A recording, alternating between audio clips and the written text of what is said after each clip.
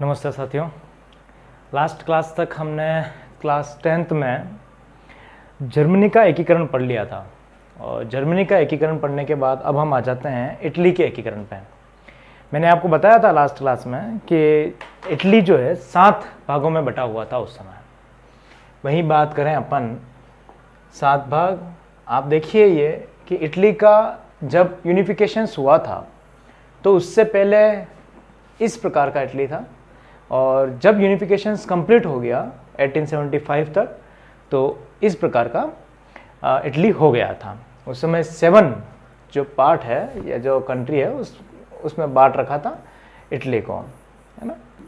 इस प्रकार से बढ़ते हैं आगे। किस प्रकार से इटली का एकीकरण हुआ, क्या इटली में हुआ, किन लोगों ने इटली में अपनी भूमिका निभाई, वो सब पढ़ते हैं इस क्लास में। ये अपने चैप्टर 1 की लास्ट क्लास है।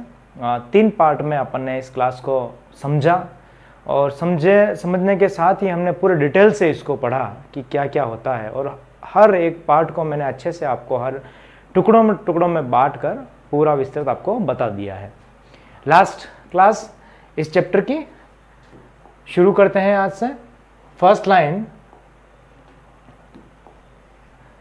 Italy was divided into 7 states in the middle of the 19th century। 19वीं शताब्दी के मध्य में जो इटली था वो 7 पार्ट में बटा हुआ था। And among all the 7 states, Sardinia Piedmont was ruled by an Italian princely house। जो सार्डिनिया पिडमान था वो उन 7 जो स्टेट्स थे उन पे अपना नेतृत्व कर रहा था। अब देखते हैं कि कौन कहाँ पर स्टैंड करता है। नॉर्थ पोर्शन में बात करें तो the north was under Austrian Habsburg. जो ऑस्ट्रिया के अधीन था, ऑस्ट्रियन हेम्सबर्ग कहते थे उसको, वो इटली के नॉर्थ पोर्शंस में था। मैं आपको फिर बता दूं, इटली जब इसका यूनिफिकेशंस हो रहा था, एकीकरण जब हो रहा था, उस समय सिर्फ एक संरचना थी या सिर्फ लोगों आप ये कहें कि एक थिंकिंग वाली नेशंस था। उस समय कोई भौगोलिक स्वरूप नहीं था उसका। इसी के बाद में उसका भौगोलिक स्वरूप बना। तो नॉर्थ पोर्शंस में ऑस्ट्रियन हेम्सबर्ग उस पर राज करता था। वहीं the centre was ruled by pope and the southern regions were under the dominations of the Bourbon king of Spain. जो आप देखिए इटली का कुछ इस प्रकार का अगर अपन मैप माने तो ये वाला पार्ट, ये वाला, अब सेंटर वाला जो है वो किसके अंडर में था? पोप के अंडर में था। एक बहुत बड़ी समस्या आएगी पोप के अंडर में जब अपन पढ़ेंगे इसको, है ना। उसके बाद बात करें जो साउथ पोर्शंस था, है ना, ये नॉर्थ वाला पोर्शन मान लें तो ये साउथ वाला मान लें, तो इस प्रकार से जब साउथ वाला पोर्शंस था तो उस पर बर्बन किंग था। बर्बन किंग जो स्पेन पे राज करता था उसका आधिपत्य था, है ना, कॉलोनीज बना रखी थी उसकी। All the regions were dominated by different countries। अब इसके जो 7 पार्ट थे उसमें जो अलग अलग राजा जो क्या करते थे, राज करते थे। प्रमुख समस्या इस इटली के साथ थी।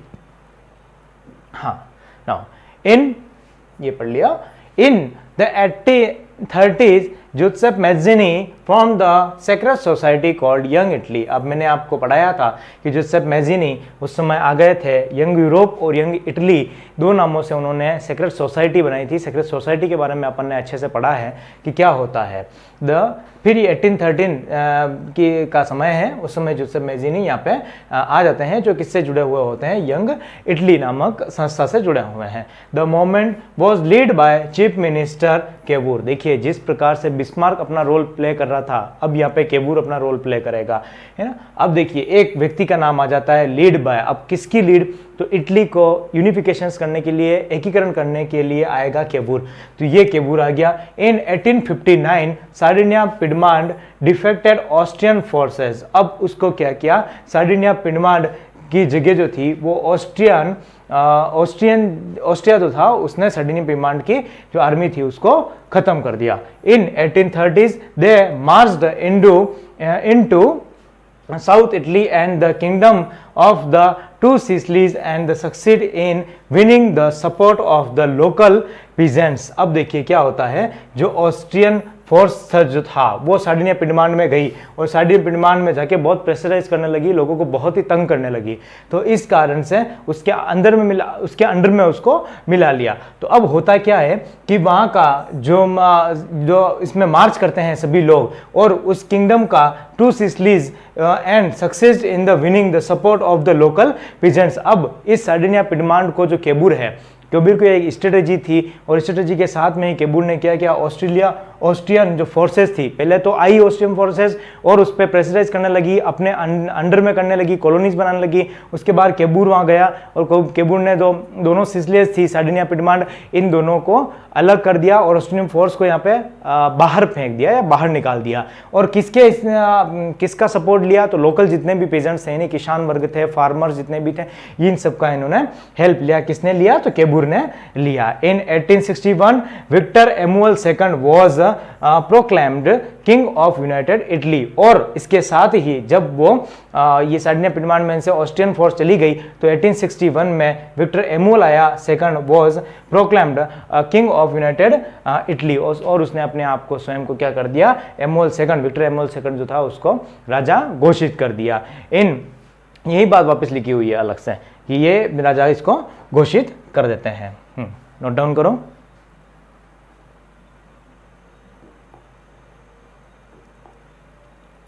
नेक्स्ट, वेरी इंपॉर्टेंट, जुसेप मैज़िनी जिस प्रकार से पढ़ा था उसी प्रकार से हम एक स्वतंत्र सैनिक के बारे में पढ़ेंगे। उसका नाम है Garibaldi, Giuseppe Garibaldi. He is the most celebrated Italian freedom fighter. बहुत ही फेमस इटालियन फ्रीडम फाइटर था, यानी क्रांतिकारी था। जिस प्रकार अपने यहाँ पे मंगल पांडे था, है ना, उसी प्रकार से यहाँ पे भी जो इटली में था वो गैरिबोल्डी बहुत ही ब्रेव जो सोल्जर्स था वो था। he was sailor in the merchant navy का एक सैनिक था। he met मैजिनी से इसने मुलाकात की और कौन से ग्रुप को ज्वाइन कर लिया, यंग इटली को इसने ज्वाइन कर लिया। And participate in Republic uprising. और ये क्या चाहता था, जिस प्रकार से जुसेप मैजिनी चाहता था उसी प्रकार जुसेप गैरिबोल्डी जो है वो चाहता था कि जो एक लोकतंत्र, जो गणतंत्र जो होने वाला है, राइजिंग जो मैंने कि उगने वाला है या उसकी शुरुआत होने वाली है, हम मोनार्की सिस्टम को छोड़ के हम क्या करें, इस रिपब्लिक और डेमोक्रेसी पे आए। उसमें इसने पार्टिसिपेट कर लिया और सीक्रेट सोसाइटी का सारा काम भी यही था। In 1816, Giuseppe Garibaldi helped to drive out the Spanish from the South Italy। अब स्पेनिश जो लोग थे कहाँ पर थे, साउथ इटली में बात थे। मैंने अभी आपको बताया था बर्बन वंश के जो लोग थे, है ना, बर्बन वंश के जो सैनिक थे, स्पेनिश को। और उसने क्या किया, and the kingdom for the two Sicilies. अब इसने इन जो इटली में से जो सेना थी, स्पेनिश सेना थी, इसको बाहर भेज दिया या बाहर उसको निकाल दिया। हाँ, अब देखिए, in 1867 Garibaldi lead an army of volunteers to Rome to fight the last obstacles to the unifications of Italy, the papal state which become part of Italy in 1817 when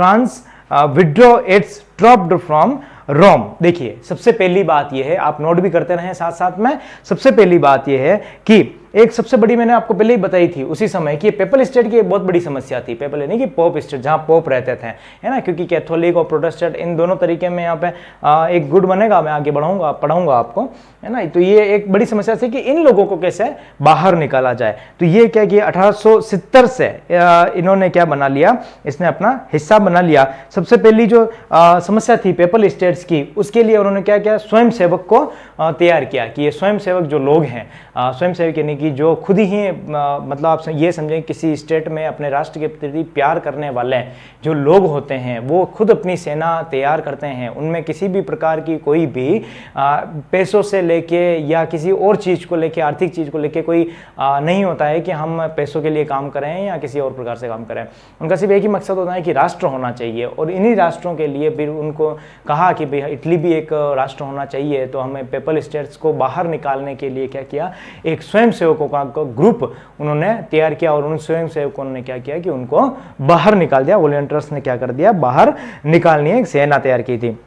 अब क्या दिक्कत थी, लास्ट एक इनकी देखिए, ऑस्ट्रिया को निकाल दिया बाहर, है ना, ये यहाँ पे अपन ने पहले पढ़ा था कि ऑस्ट्रिया को बाहर निकाल दिया, अब स्पेनिश को बाहर निकाल दिया, अब क्या हो गया, पेपल स्टेट्स को भी इन्होंने क्या कर दिया, बाहर निकाल दिया। अब सबसे लास्ट दिक्कत थी कि फ्रांस से जो रोम की सेना थी, अब फ्रांस रोम की सेना में क्या कर रही थी, तो फ्रांस ये कर रही थी कि जो अब यहाँ पर जो पेपल स्टेट्स थे, तो पेपल स्टेट्स का जो डिफेंस कर रहा था वो फ्रांस की सेना ही कर रही थी। तो ये जो मैं बता रहा हूँ आपको, पेपल स्टेट्स को ख़त्म किया, पेपल स्टेट्स, तो पोप वगैरह लोग तो लास्ट में मान जाएंगे कि ठीक है आप जहाँ रह रहे हो वहीं अपन रह जाएंगे, लेकिन जो सेना थी पेपल स्टेट्स की, जो पोप का जो राज्य था उसके जो डिफेंस कर रहा था वो था फ्रांस की सेना। अब फ्रांस की सेना को, स्वयंसेवकों, जो अभी जो मैंने वॉलंटियर्स की बात की थी, उन सब लोगों ने क्या किया, बाहर निकाल दिया।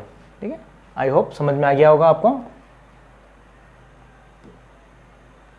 एक बार वापस रिवाइज कर देता हूं मैं अगर नहीं समझ में आया। सबसे पहली बात कि ये एक फ्रीडम फाइटर था, कहाँ का था, तो इटालियन, बहुत से इटालियन फ्रीडम फाइटर था। दूसरा मर्चेंट नेवी का एक व्यक्ति था, मर्चेंट नेवी का एक सैनिक था। दूसरा ये मेजिनी से मिलता है और मिलने के बाद में कौन सा ग्रुप ज्वाइन करता है, तो यंग इटली नामक ग्रुप ज्वाइन करता है। और यंग इटली का और इन सब का क्या मकसद था कि रिपब्लिक, जितने भी कंट्रीज हैं रिपब्लिक होने चाहिए और डेमोक्रेटिक होने चाहिए। And fourth point, Joseph Garibaldi help to drive Spanish to south Italy and the kingdom of the two Sicilies. इसमें इसने क्या किया कि जो दोनों ये थे सिसिलीज थे, इनमें स्पेन की सेना को जो था वो बाहर निकाल दिया, यानी बाहर उसको भेज दिया। और लास्ट पॉइंट है 1867 में गैरिबोल्डी ने क्या किया कि आर्मी तैयार की, एक वॉलंटियर्स की, स्वयंसेवकों की, किसके लिए अगेंस्ट में तैयार की, रोम के लिए तैयार की। रोम में कौन लोग रहते थे, तो पेपल स्टेट्स के जितने भी लोग थे, यानी पोप वगैरह, पादरी वगैरह जितने भी लोग थे वो सारे यहाँ से रहते थे। और उसकी जो डिफेंस करता था वो करता था अपने फ्रांस की सेना, है ना, तो उसने क्या किया, फ्रांस की सेना को बाहर निकाल दिया या बाहर उसको भेज दिया।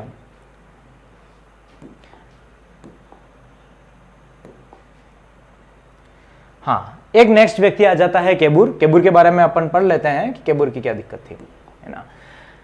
जैसे मैंने आपको बताया कि जर्मनी में बिस्मार्क का अहम रोल है, उसी प्रकार से इसमें मेजिनी, गैरिबोल्डी और केबूर का बहुत ही बड़ा योगदान है। केंट केबूर या Cavour was the chief minister of king Victor Emmanuel, इसका चीफ मिनिस्टर था विक्टर एमुअल का। और एमुअल ने क्या किया था, इसको सौंप दिया था कि भाई सार्डिनिया और पिडमांट की जो राज्य है जिसपे अधिकार हो रहा है वो आप क्या करें, उसको संभाल ले में। अब इसके दिमाग में एक ही चीज थी कि यहाँ की सार्डिनिया पिडमांट में जो आधिपत्य कर रखा था, जो इन कॉलोनीज बना रखी, इन लोगों को बाहर कैसे निकालें, बस वही स्ट्रेटेजी उसने बनाई। और उसके साथ में गैरिबोल्डी को बुलाया, बहुत ही ब्रेव था, लोग बाग डरते भी थे, और वो एक बीच पे अकेला रहता था, सारा संन्यास ले लिया था। तो उसको वहां से बुलाया, यार तेरा यहाँ काम है, वहाँ क्या कर रहा है। तो यहाँ पे आया और उसने अपने विद्रोह किया। विद्रोह करने के साथ में सारी जो लोकल पीपल्स थे उसको सबको अपने अंदर मिला लिया, और उसके साथ में ही जो लोग थे उसको बाहर भेज दिया, जो इसके इसमें कॉलोनीज बना रखी थी।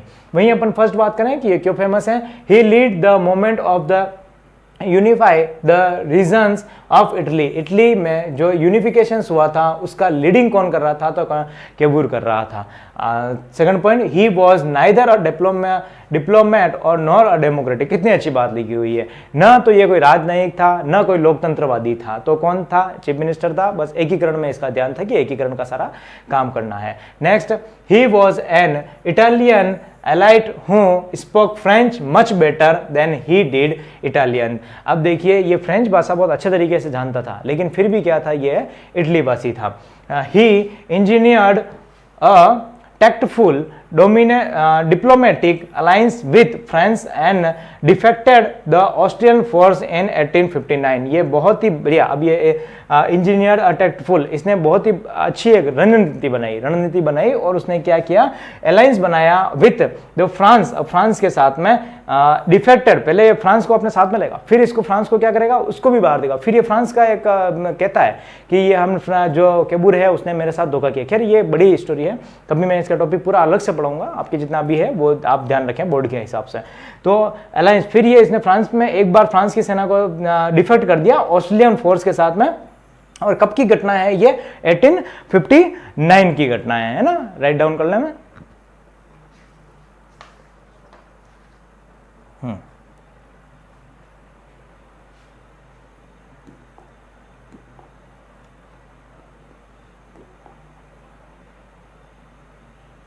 अब देखिए, ये तो अपन ने पढ़ लिया था इटालियन, इस प्रकार से इटली का जो है एकीकरण हो जाता है। यहीं पर जैसे भी मैंने आपको 5 पॉइंट में बता दिया था कि सिसिलीस को हटा दिया इसने, स्पेनिश को हटा दिया, है ना, क्या सर्डिनिया पिडमान की समस्या खत्म हो गई, और उसके साथ में खत्म हो गई पेपल स्टेट की समस्या, और उसके साथ में ही क्या हो गया, फ्रांस की समस्या खत्म हो गई। ऑस्ट्रिया की केबूर ने क्या किया, ऑस्ट्रिया की जो फोर्स थी उसको बुलाया और उसकी सहायता से उसने फ्रांस की जो सेना थी वो पेपल स्टेट से उसको भगा दिया वहाँ से।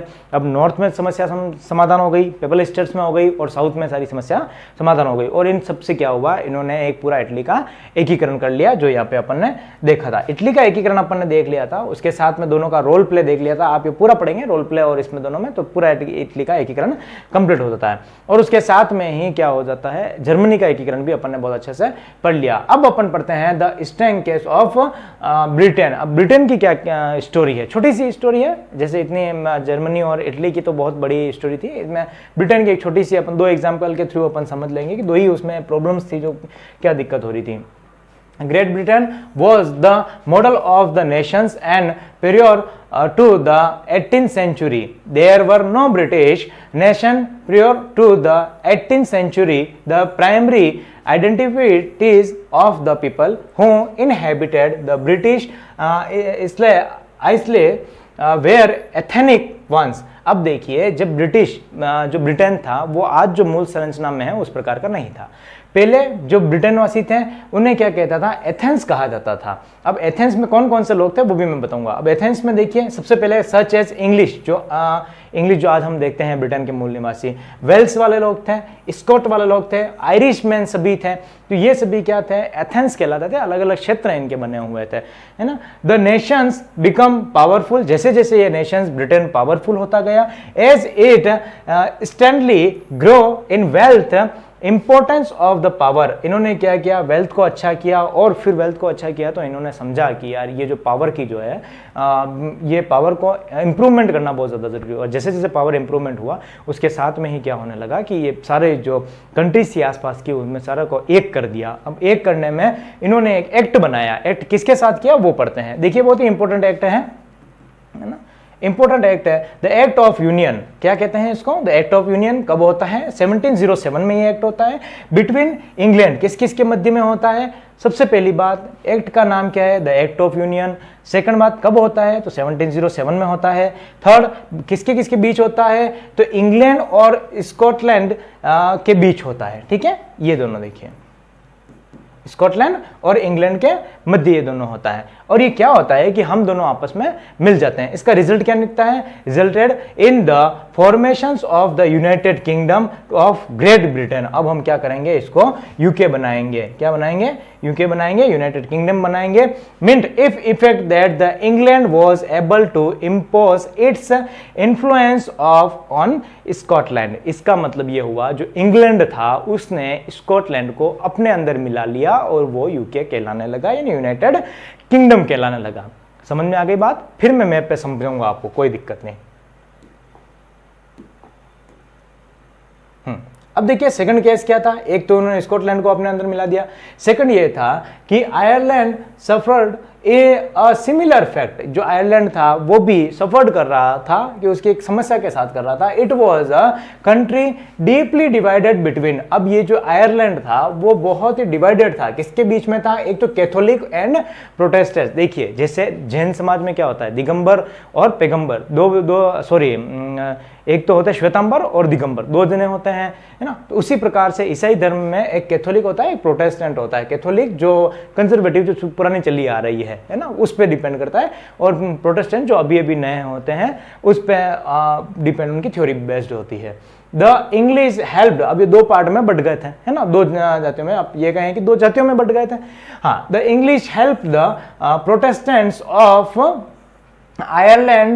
Ireland to establish their dominance over a largely Catholic country। अब ये आयरलैंड जो था वो क्या बहुत ही बड़ी मात्राओं में कैथोलिक के साथ था, मतलब प्रोटेस्टेंट वहां पे कम थे और कैथोलिक ज्यादा मात्रा में थे। तो बेसिक सी बात है, जीतेगा कौन, कैथोलिक लोग ही जीतेंगे। हाँ, तो अब क्या करते हैं, Catholic resolve against British dominance were suffered after a failed revolutions led by Wolfe Tone and his United Irishmen. 1798 Ireland was forcibly incorporated into the United Kingdom in 1801. अब क्या होता है, जैसे ही इन दोनों युद्धों में आपस में हार जाते हैं तो यूनाइटेड किंगडम क्या करता है कि यूनाइटेड किंगडम, अब देखिए आप कहेंगे कौन हार जाता है क्या है, तो इस सब समझे, इन्हें जो आयरलैंड था वो प्रोटेस्टेड को क्या कर रहा था, अपने फेवर में रख रहा था, लेकिन ज़्यादा मात्राओं में कौन थे, ज़्यादा संख्याओं में कौन थे, तो वो थे कैथोलिक। और यूके वाले जितने भी लोग थे, यूनाइटेड किंगडम वाले लोग थे, इंग्लैंड और अपने स्कॉटलैंड वाले लोग थे, वो सबका सपोर्ट किसका कर रहे थे, कैथोलिक का सपोर्ट कर रहे थे। तो इसका मतलब ये हो गया कि ये एक फेल्ड जो है रिवॉल्यूशंस कर लेते हैं आयरलैंड वाले लोग, प्रोटेस्टेंट के साथ थे ना, तो इसलिए वो उन्होंने कहा जो कैथोलिक के अगेंस्ट में थे वो फेल हो जाता है, और फेल हो जाता है तो यूनाइटेड किंगडम किसके साथ आ जाता है, कैथोलिक के साथ आ जाता है, और कैथोलिक के साथ आ गया तो ये क्या कर लेता है, अपने अंडर में कर लेता है ये आयरलैंड को। तो उसके अब इंग्लैंड ने किसके किसके अपने अंडर में कर दिया, स्कॉटलैंड को अपने अंडर में कर लिया और आयरलैंड को अपने अंडर में कर लिया। ठीक है, तो यही तो स्टोरी है, और 1801 की बात है, तो ये बन जाते हैं। अब क्या करते हैं, ये सिंबल्स बनाते हैं। अब नए ब्रिटेन के लिए क्या क्या सिंबल्स रहेंगे, the symbol of new Britain, जैसे नया ब्रिटेन। अब नया एक फ्लैग बनाते हैं, the British flag, Union Jack कहते हैं उसको। The national anthem, the national anthem नया होता है, जैसे अपना राष्ट्रगान है, वंदे, ये राष्ट्रगान है जनगण मन, उसी प्रकार से।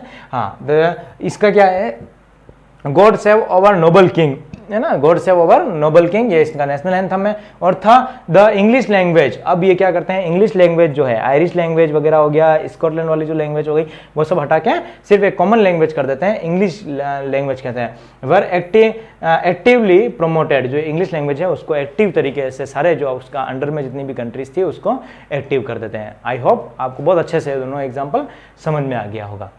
चलो इसको मैप के थ्रू और अपन समझ लेते हैं। देखिए ये है यूके का मैप, ये स्कॉटलैंड वाला इलाका हो गया, ये इंग्लैंड वाला हो गया, है ना, ये इंग्लैंड वाला हो गया पूरा, लंदन वगैरह यहाँ आता है, ये वेल्स हो गया, ये आयरलैंड हो गया, ये नॉर्थ आयरलैंड हो गया। ठीक है, तो इस प्रकार से इन्होंने क्या किया, सबसे पहले स्कॉटलैंड को मिलाया, इंग्लैंड और वेल्स वगैरह इनको सेल्फ्स कहा जाता था, है ना, सेल्फ्स कहा जाता था इनको। तो ये सारे पहले से एक ही थे लगभग। अब ये देखिए स्कॉटलैंड को अपने अंडर में मिला लिया और ये आयरलैंड को क्या किया, अपने अंडर में मिला लिया, तो ये पूरा क्या हो गया, ग्रेट ब्रिटेन कहलाने लग गया। क्लियर, बहुत ईजी है। चलो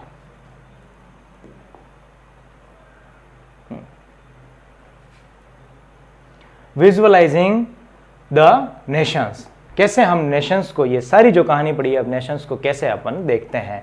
in the 18th and 19th century artists represent a country as a person and nations as female figures. अब लोग बाग जो थे 18 और 19th सेंचुरी में इस नेशंस को, पूरे नेशंस को जो महिलाओं के साथ में यानी फीमेल जो थी उसके साथ में रिप्रेजेंट करते हैं। जैसे अपन क्या करते हैं, भारत माता, तो माता एक फीमेल की तरह अपना आइडेंटिफाई कर रखा है, पृथ्वी हमारी माँ है तो माँ की क्या फीमेल की तरह आइडेंटिफाई कर रखा। उसी तरह ना उन्होंने आर्टिस्ट जो थे वो सारों ने क्या कर रखा है कि अपने फीमेल की तरह इन्होंने फीमेल को रिप्रेजेंट कर रखा है। ड्यूरिंग द फ्रांस रिवॉल्यूशंस, भले आप वो फ्रांस रिवॉल्यूशंस देखें, female figures portrayed ideas such as the liberty, अपन ने उसमें भी देखा था, फ्रेडरिक सोरियू में उसमें भी एक स्टेच्यू ऑफ लिबर्टी बनाया था। तो उसमें क्या कर रहे थे, वो भी एक तरह की महिला थी, एक मशाल लेके खड़ी थी, एक बुक लेके, ह्यूमन राइट्स की बुक लेके खड़ी थी।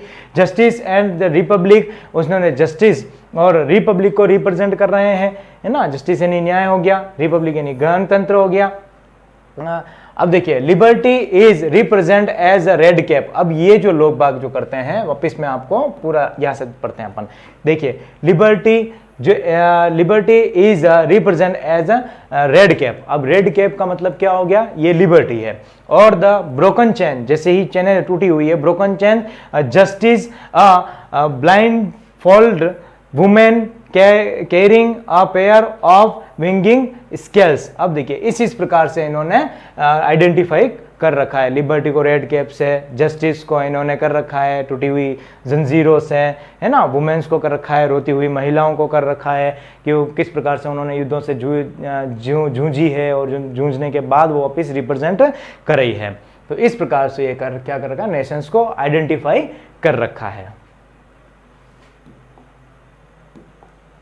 नोट डाउन कर लो।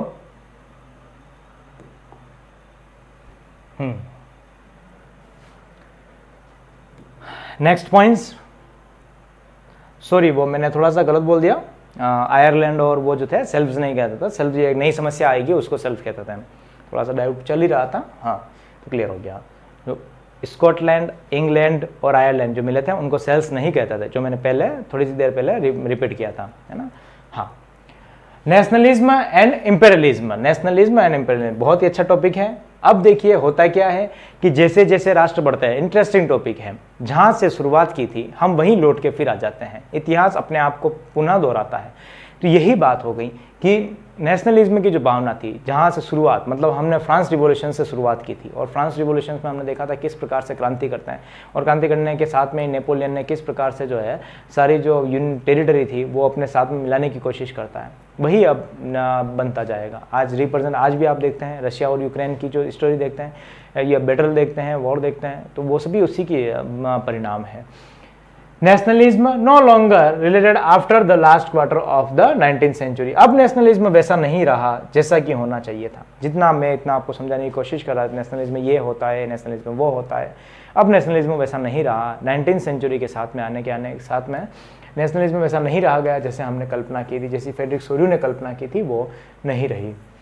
After 1871, the most tensioned area was called the Balkans regions, comprising modern day Romania. अब देखिए एक टेंशन्स वाला, टेंशन यानी एक विपदाओं वाला, या एक हम कहें कि जो दो देशों के बीच में भिड़ंत वाला काम करता है, वार जैसी सिचुएशंस पैदा कर देता है, उसे टेंशन्स एरिया कहते हैं। और वो सारा कौन सा है, बाल्कन स्टेट्स थे, जो आज के जो देश हैं आप देखें, Romania, Bulgaria, Albania, Greece, Macedonia, क्रोएटिया,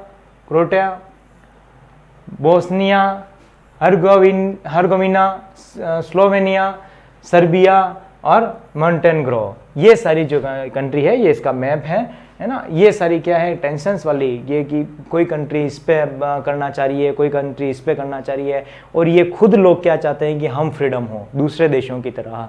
तो ये टेंशन वाला इस तो बात हो गई है कि भाई दूसरी कंट्री भी इनके ऊपर आक्रमण करना चाह रही है, और इधर वेस्ट वाले भी लोग चाहते हैं कि हम ये हमारे अंडर में हो। आज अफगानिस्तान की जो स्टोरी है वही तो है कि रशिया चाहता है कि अफगानिस्तान पे हमारा कब्जा हो और यूएसए चाहता है कि हमारा कब्जा हो। तो यही बात हो गई कि जो ये बाल्कन स्टेट्स हैं, ये सारी एक नई टेंशन्स इन्होंने क्रिएट कर दी कि क्या होना चाहिए, है ना। हाँ, क्या होना चाहिए। तो ये सारी क्या है टेंशन्स इन्होंने क्रिएट कर दी। इन सभी को जो ये बाल्कन स्टेट्स जो हैं, इन सबको क्या कहते थे, सेल्व्स कहते थे। क्लियर।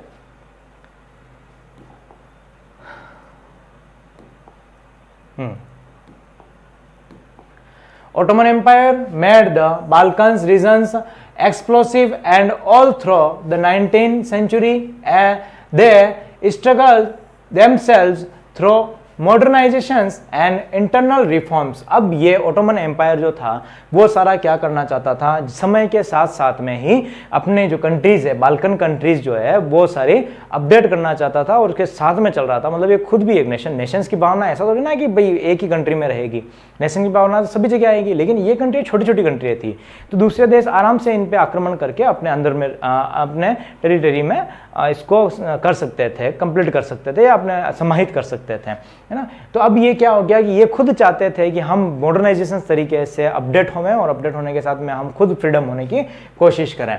इंटरनल रिफॉर्म्स हैं, यानी हम आंतरिक जो सुधार हैं वो भी करें। Due to various conflict the Balkan become an the area intense conflict. और ये जो बाल्कन स्टेट्स है बहुत ही समस्यात्मक जो हो गया, एक समस्या क्रिएट इसमें हो गई थी कि क्या करना है या हमें किस प्रकार से अपडेट होना है। कॉन्फ्लिक्ट वाला इलाका ये बन गया था। अब वही सेकंड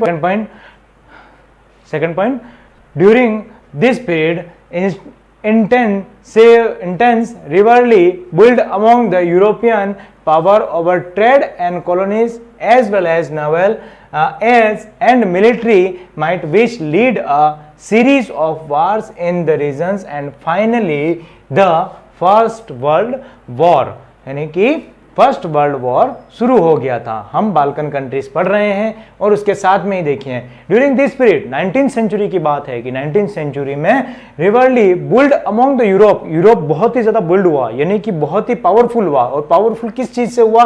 ट्रेड और कॉलोनीज, यानी उसने अपनी कॉलोनीज बना रखी। भारत भी उसकी एक कॉलोनीज थी, फर्स्ट वर्ल्ड वॉर में भी उन्होंने अपन उनके अंडर में ही थे। तो यही क्या है? कॉलोनीज और ट्रेड के कारण ये बहुत ही ज्यादा powerfully as well as naval and military might which lead to a series of war.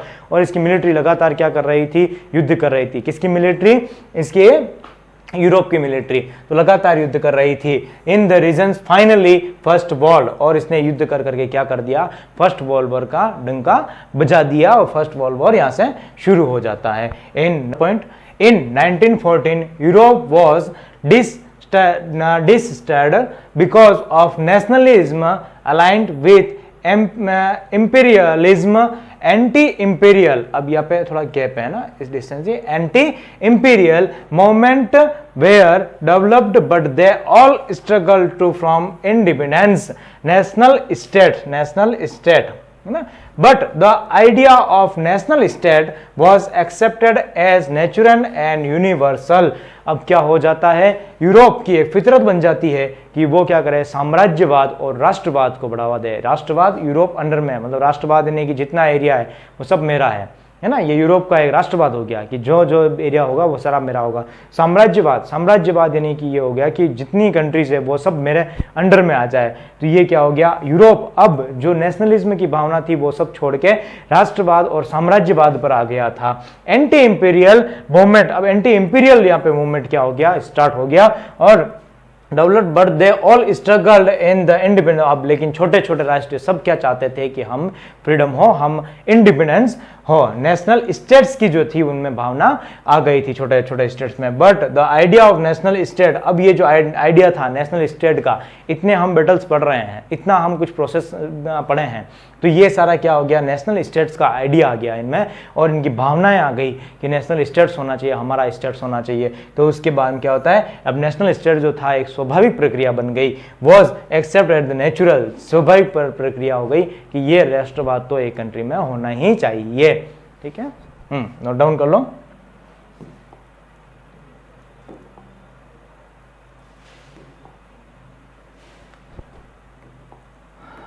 Last point बहुत छोटा सा पॉइंट है ना।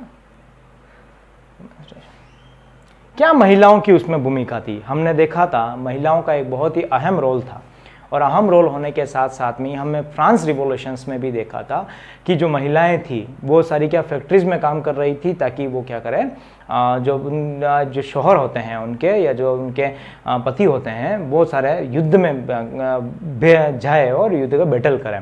अब यही देखें कि इन सारे प्रोसेस में महिलाओं की क्या भूमिका थी। छोटा सा एक पॉइंट है, इसका हम पढ़ लेते हैं और इस लेसन का यही समाप्ति करते हैं। The role of women in nationalism struggle. जो नेशनलिज्म है, महिलाओं की भूमिका तो अद्वितीय थी, बहुत ज़्यादा महिलाओं की भूमिकाएं थी। ये बात अलग है कि हमारी पुस्तकों में महिलाओं को पूरी तरीके से जगह नहीं दी गई है ना, लेकिन अभी प्रोसेस चल रहा है, महिलाओं को सम्मान भी मिल रहा है, साथ साथ में महिलाओं के कार्य भी हो रहे हैं और महिलाएं हर वर्ग में आगे भी आ रही हैं। हम आज महिलाओं को पढ़ने के लिए पढ़ भी रहे हैं है ना। कंजर्वेटिव विचारधारा जो थी वो धीरे धीरे ख़त्म होने लगी महिलाओं के लिए कि भाई महिलाओं को इतना स्थान नहीं था, ये नहीं था। लेकिन हम सच के मायने में देखें, सच में जिस मायने में देखें वहाँ महिलाओं की अद्वितीय भूमिका थी। Women of the liberal middle class combined their demands for constitutionalism with national unification। अब देखिए जो ये लिबरल की भावना थी उसके साथ में ही हम बात करें कॉन्स्टिट्यूशनलिज्म की, जो ये संविधान निर्माण की बात करें है ना, उसमें और नेशनल यूनिफिकेशंस यानी कि एकीकरण, किसी भी राष्ट्र की बात करें, इसकी नेशनल यूनिफिकेशंस की एकीकरण की जो बात करें उसमें सब में महिलाओं की भूमिका थी। They took advantage of the growing popular unrest to push their demands for the creations for the national state on parliamentary principles. अब महिलाएं सब क्या चाहती थी कि कॉन्स्टिट्यूशनल बने और बनने के साथ साथ में ही रिपब्लिक भी बने, रिपब्लिक के साथ साथ में डेमोक्रेटिक भी बने। ये सभी तो इनकी मांगे थी ही, लेकिन इनकी क्या हो गई कि इनकी भी अब धीरे धीरे समय के साथ में डिमांड्स बढ़ने लगी। और डिमांड्स क्या बढ़ने लगी कि कॉन्स्टिट्यूशन में जो हम बना रहे हैं उसमें महिलाओं का भी स्थान हो। और किस मायने में हो कि सबसे पहली बात तो एक कॉन्स्टिट्यूशन होना चाहिए, a constitution, freedom two of the press, freedom of press. दूसरी बात कि प्रेस, जो प्रेस की स्वतंत्रताएं हैं वो होनी चाहिए। एंड फ्रीडम टू एसोसिएशन, किसी भी संगठन बनाने के लिए महिलाओं का, विशेष तौर में महिलाओं की बात कर रहा हूं, पुरुषों के तो बनते ही हैं, लेकिन महिलाओं की जो है प्रेस में भी स्वतंत्रता होनी चाहिए, कॉन्स्टिट्यूशन में भी उनको भागीदारी होना चाहिए। जैसे नेपोलियन ने किया था, वोटिंग का पावर सिर्फ पुरुषों को दिया था, महिलाओं को नहीं दिया था। वही बात होगी कि एसोसिएशंस बनने चाहिए, संगठन बनने चाहिए महिलाओं के। दूसरी बात, women's had from their own political association, महिलाएं खुद उनका पॉलिटिकल एसोसिएशंस बनाती थी। फाउंडेड न्यूज़पेपर में उनकी अहम भूमिका हुआ करती थी। And taken part of political meeting, और पॉलिटिकल मीटिंग जो हुआ करती थी उसमें बहुत ही अहम भूमिका हुआ करती थी। And last one is and demonstrations, और लास्ट में क्या है, डोमेन्स्ट्रेशन, या पूरा छपा नहीं है, डोमेन्स्ट्रेशंस। हाँ, और क्या होना चाहिए, देखिए पॉलिटिकल मीटिंग में उनकी भागीदारी हो, फाउंडेड न्यूज़पेपर में भी उनकी भागीदारी थी। वहीं अपन एसोसिएशन की, पॉलिटिकल एसोसिएशन राजनीति में बात करें उसकी भी भागीदारी थी। और इन डोमेन्स्ट्रेशंस, उन महिलाओं ने क्या किया, साथ साथ में प्रदर्शनियों का कार्य भी किया। क्या किया, प्रदर्शनी का कार्य भी किया, यानी कि जुलूस निकालना, मार्च निकालना, ये सभी कार्य। तो आई होप आपको ये लेसन अच्छे से समझ में आया होगा। इसी के साथ में अपन ने ये लेसन 10th क्लास का कंप्लीट किया। और छोटा सा एक टॉपिक था, the role of women in nationalism struggle, और वुमेन की क्या भागीदारी थी पूरे नेशनलिज्म में। इस लेसन को टुकड़ों में अपन ने पढ़ा, बहुत इजी करके पढ़ा। एनसीईआरटी में जिस तरीके से दे रखा था मैंने उस तरीके से ना पढ़ा के और इजी तरीके से पढ़ाने की कोशिश की। उसमें लगातार दिया हुआ था, जर्मनी और ये इटली की हम बात करें तो लगातार दे रखा था, और जो यूरोप भी उसके अंदर ही सम्मिलित था, तो उसको काफ़ी आसान भाषा में बनाने की मैंने कोशिश की यहाँ। आई होप आपको ये लेसन समझ में आया हो, और अगर नहीं समझ में आया है तो आप एक काम करें, पहली बार वीडियो देखें, उसके बाद बुक से रीड करें, एनसीईआरटी से। देखिए बुक का तो कोई तोड़ ही नहीं है ना, बुक को तो रीड करना ही, बुक को अपने साथ में रखना ही है। बुक को रीड करें, और बुक को रीड करने के साथ में आप ये नोट्स तैयार कर सकते हैं, कोई दिक्कत नहीं है। मैं 100% श्योरिटी देता हूँ कि आप में क्वेश्चन है बैठ जाएगा बोर्ड में, कोई समस्या नहीं है, सारा इसमें मैंने कवर कर रखा है।